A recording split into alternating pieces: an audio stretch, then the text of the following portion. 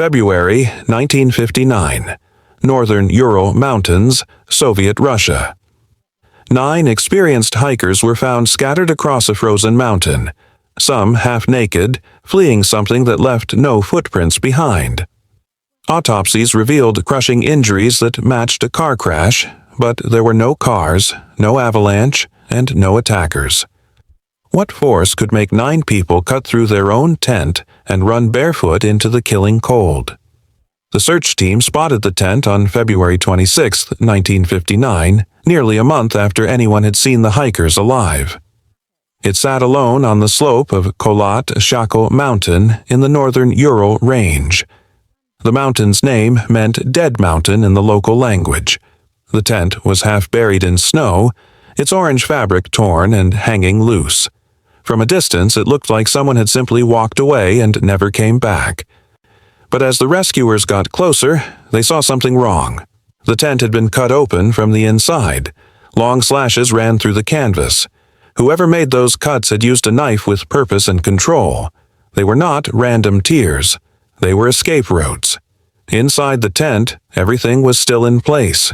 Boots lined up in neat rows. Food sat ready to eat. Personal items lay where their owners had left them. Backpacks leaned against the tent walls. Coats hung on hooks. It looked like the hikers had simply stood up in the middle of the night and left without taking anything they needed to survive in the freezing cold. The searchers stepped back outside and looked down the slope. That was when they saw the footprints. 9 sets of tracks led away from the tent and down toward the tree line. The prints walked in a straight line. They did not run. They did not stumble. They walked with purpose through snow that was knee-deep in places. Some of the prints were bare feet, some were socks. A few showed signs of boots, but not many. The temperature that night had been between -25 and -30 degrees Celsius. Cold enough to freeze skin in minutes. Cold enough to kill in less than an hour without proper clothes.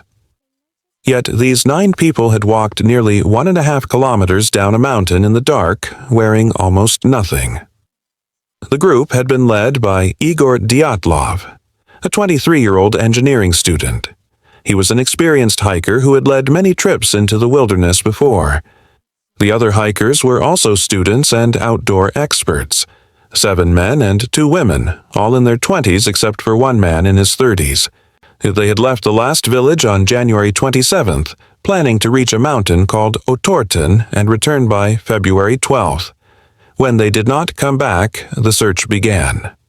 Officials first thought the answer was simple. The hikers had gotten hypothermia. They had become confused in the cold and made bad choices. Hypothermia makes people do strange things. It makes them take off their clothes because they feel hot, even though they are freezing. It makes them wander away from safety.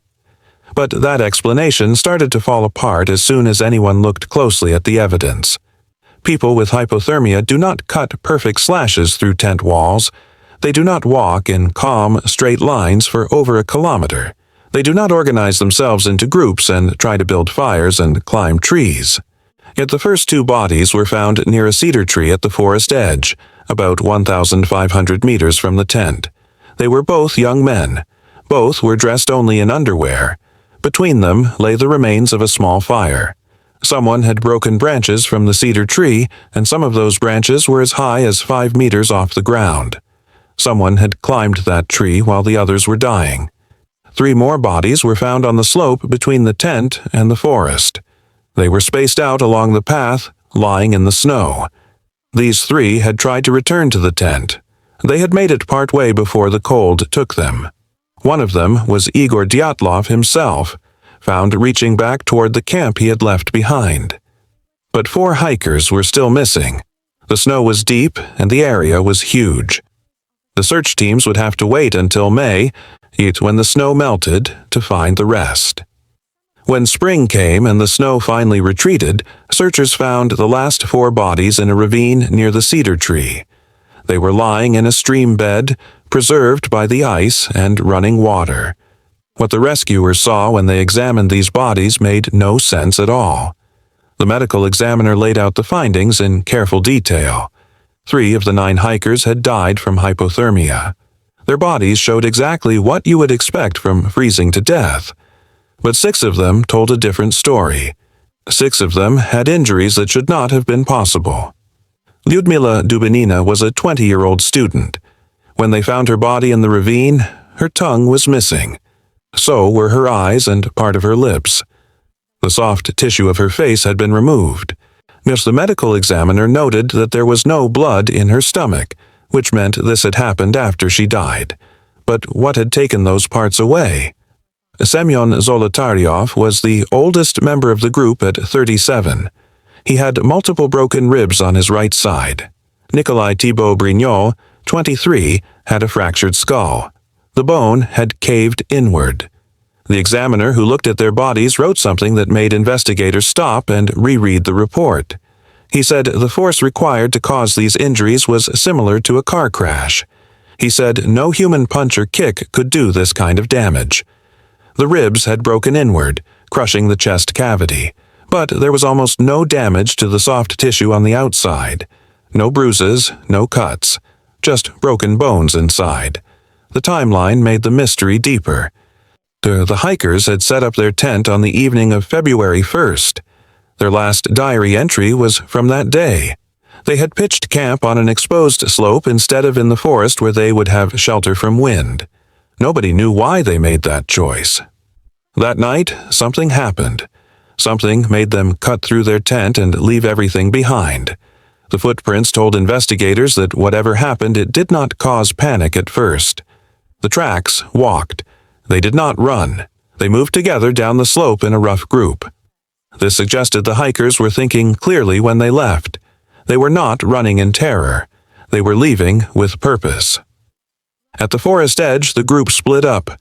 2 stayed at the cedar tree and built a fire. The flames never got very strong. As investigators found small pieces of burned wood and evidence that someone had tried to keep the fire going. Meanwhile, someone climbed the cedar tree. They broke branches 5 meters high. From up there, they could see back toward the tent. Were they watching for something? Were they looking to see if it was safe to return? 3 hikers tried to go back. They made it partway up the slope before they collapsed. The cold got them one by one. Igor Dyatlov was found 300 meters from the cedar tree, face down in the snow, reaching toward the tent. Zenaida Kolmogorova made it 630 meters. Rustem Slobodin reached 480 meters. They died trying to get back to shelter and warmth. The other 4 went to the ravine. They found or made a den in the snow.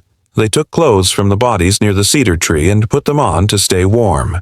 The investigators found that some hikers were wearing pieces of clothing that belonged to others. Dubinina wore Krivonishenko's pants. This meant that by the time the group reached the ravine, some were already dead. Then came the detail that nobody could explain. Some of the clothing tested positive for radiation. Not all of it, just certain pieces. The levels were 2 to 3 times higher than normal background radiation. The examiner noted this in the official report but offered no explanation for it. There was no known source of radiation in that area. The hikers had not been anywhere near nuclear facilities. The lead investigator was a man named Lev Ivanov. He interviewed witnesses and collected evidence for months. Local people told him about strange lights in the sky during that winter. Glowing orange spheres that moved across the mountains at night.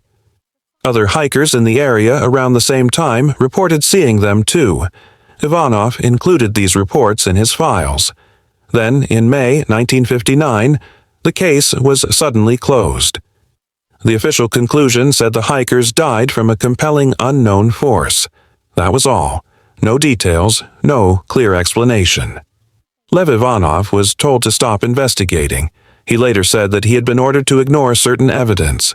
He said he knew they were hiding something, but was never told what. The final photographs from the hikers' cameras showed normal scenes from their journey. Mountains, snow, smiling faces around a campfire. But one camera had a last photo that was unclear. It was dark and blurry.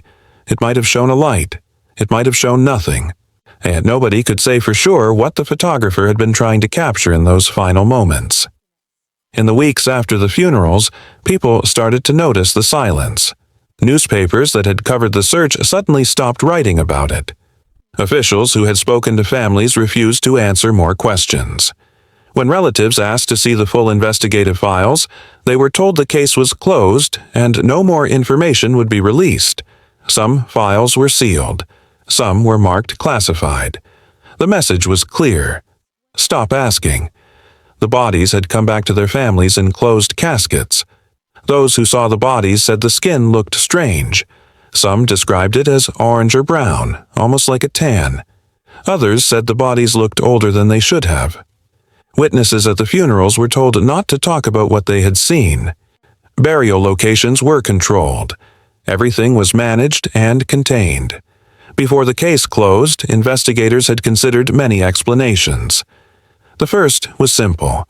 An avalanche had hit the tent. The hikers fled and died of cold. But search teams found no avalanche debris. The tent was still standing. The slope angle was too gentle for avalanches. The snow around the tent was undisturbed except for the footprints leading away. An avalanche would have buried everything and erased those tracks. The second theory was that local Mansi people had attacked the camp. But the Mansi had no reason to hurt these hikers. They had always been peaceful with travelers. More importantly, there were no other footprints. No tracks except the 9 sets leading down from the tent, no weapon marks on the bodies, no signs of a fight. The Mansi theory collapsed under the weight of missing evidence. Scientists proposed a theory about infrasound. Strong winds moving across the mountain could create low-frequency sound waves that humans cannot hear but can feel. These waves can cause panic, fear, and confusion. Maybe the hikers felt this and ran without thinking. But this did not explain the massive internal injuries. It did not explain the missing soft tissue. It did not explain the radiation. Some investigators whispered about military tests. The Soviet Union was testing weapons in the Ural region during that time. Parachute mines, rockets, and other devices were being developed in secret facilities. Maybe the hikers had stumbled into a test zone. Maybe they saw something they were not supposed to see. This would explain why the case was closed so quickly. It would explain the radiation. It would explain the order to stop investigating. But it did not explain how the injuries happened with no external wounds. It did not explain the calm footprints or the organized attempt to survive. The prosecutor who reviewed the case wrote in his report that the force of the blows was much greater than a human could inflict. He noted that there were no signs of struggle. He documented that the bodies showed damage from inside out, not outside in. Then he signed off on closing the case without solving it. Lev Ivanov kept his silence for decades. But in 1990, after the Soviet Union began to collapse, he finally spoke. He gave an interview to a newspaper. He said he had been pressured to blame natural forces. He said there were things he was told to leave out of the official report. As he said he personally believed the strange lights people reported were connected to what happened. He said he knew they were covering something up, but he never found out what. The photographs haunted investigators. The hikers had multiple cameras with them. The film was developed and examined. Most photos showed a normal expedition. Happy faces, beautiful landscapes. Then came the unclear images from the last camera. Dark frames, blurred shapes, one photo that might show a light in the distance, one photo that might show movement, or they might show nothing at all. The quality was too poor to know for sure. The tent itself told a story that made no sense. When rescuers arrived, they found footprints leaving from the tent. But they found no footprints arriving at the tent. The prints only went one direction. Down. The hikers had set up camp in the afternoon. They had walked to that spot. But the wind and fresh snow had erased those earlier tracks. Only the prints made when they fled remained visible in the snow. Inside the tent, investigators noted every detail. Boots that could have saved lives sat unused. Coats that would have prevented freezing hung on hooks. The tent had been cut from inside with smooth, deliberate slashes, not torn in panic, not ripped by outside force. Cut carefully by people who needed to get out but chose not to use the entrance. More bodies were found as the snow melted through April and May. Each discovery brought new questions. The ravine victims showed the worst injuries, but they also showed the most preparation. They had built a den. They had taken clothes from the dead. They had tried to survive together in that hollow.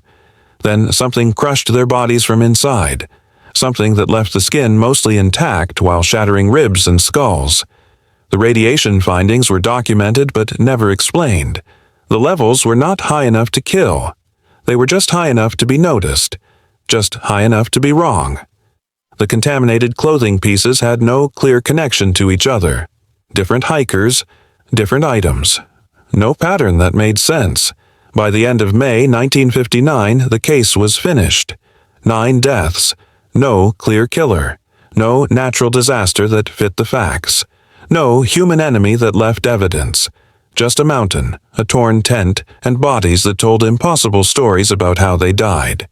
The official file was closed with a single phrase: compelling unknown force. Those 3 words became the only answer the Soviet government would give. In 1959, those words meant stop asking questions.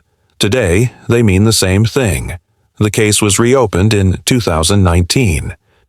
New investigators looked at old evidence with modern tools.